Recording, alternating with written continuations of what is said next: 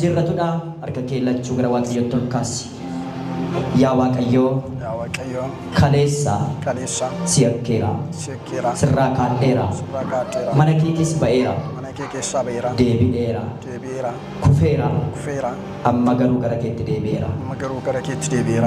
Ani sin jaalladha atis na jaallatta dhugumatti gooftaa gooftotaati kanan si'akke hundumaa saba kee kanan gaddisiisi sis kanan gaddisiisi akka ati dhiifama naa gootu siin fuula saba kanaa duratti araara si gaafadheera fuula kee araaraa gara kootti deebisi har'aa kaasee biyya lafaa seexanaa hojii isaa waan hundumaa dhiisee kaadee siin gooftaa Yesuusiin isa mul'inatti deebisee fannise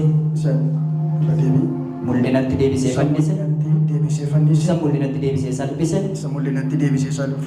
araara gaafachuudhaan gara keetti deebi'eera.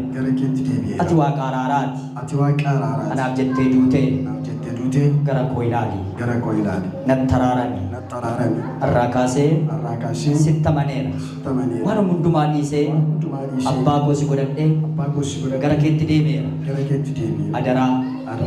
Adaraa maqaa koo galmee du'aarraa naaf haqi galmee jireenya kee irratti deebisi naa barreessi dhiiga kee na qulleessi mucaa kee na godhattee waan na simatteef sin galateeffadha bara kana booda jiraadhu hundumaa abbaa koo si godhadhee anis dhuga baatu kee nan ta'a maqaa Yesuusiin ameen.